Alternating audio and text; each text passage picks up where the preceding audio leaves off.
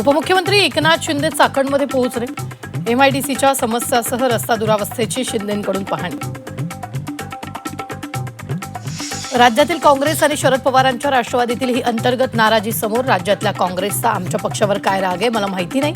सुळेंचं वक्तव्य तर तुम्ही मोदींना भेटलात तरी आम्हाला राग येत नाही. वडेट्टीवारांचा पलटवार. राष्ट्रवादी शरद पवार पक्षाची विलिनीकरणाबाबत पुढची भूमिका लवकरच ठरण्याची शक्यता.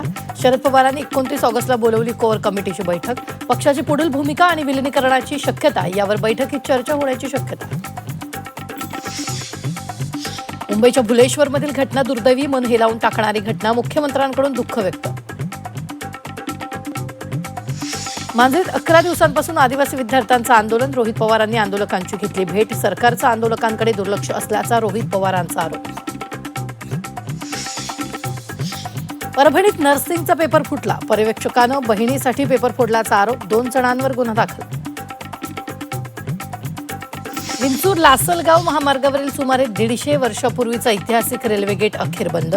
109 कोटींच्या बायपास रस्त्याला मंजुरी. मंत्री छगन भुजबळांच्या प्रयत्नांना यश.